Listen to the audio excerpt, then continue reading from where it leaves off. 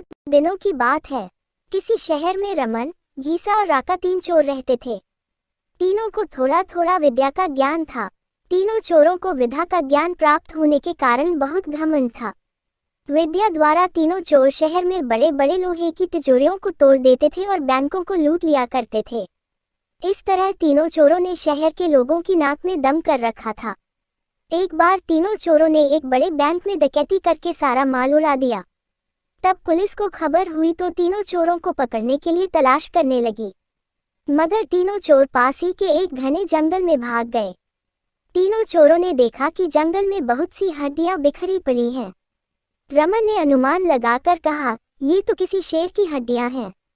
मैं चाहूं तो सभी हड्डियों को अपनी विद्या के ज्ञान द्वारा जोड़ सकता हूं। गीसा को भी विद्या का घमंड था, सो वह बोला, अगर ये शेर की हड्डियां हैं तो मैं इनको अपनी विद्या द्वारा शेर की खाल तैयार कर उसमें डाल सकता हूँ। रमन और गीसा की बात सुनकर राका का भी घमंड उमड़ पड़ा और उसने कहा, तुम दोनों इतना काम कर सकते हो तो मैं भी अपनी विद्या द्वारा इसमें प्राण डाल सकता हूँ। तीनों चोर अपनी विद्या का प्रयोग करने लगे। कुछ देर बाद रमन ने सारी हड्डियों को जोड़ दिया और गीसा ने शेर की हुबहू जान डाल दी। थोड़ी देर में तीनों चोर सामने एक जीवित भयानक शेर को देखकर थर थर कांपने लगे, मगर शेर के पेट में तो एक दाना नहीं था। वह भूख के मारे गरजता हुआ तीनों चोरों पर हमला कर बैठा और मारकर खा गया। शेर मस्त होकर घने जंगल की ओर चल दिया। कहानी से शिक्षा। दोस्तों, इस कहानी से हमें यही शिक्षा मिलती है कि कभी घमंड नहीं करना चाहिए।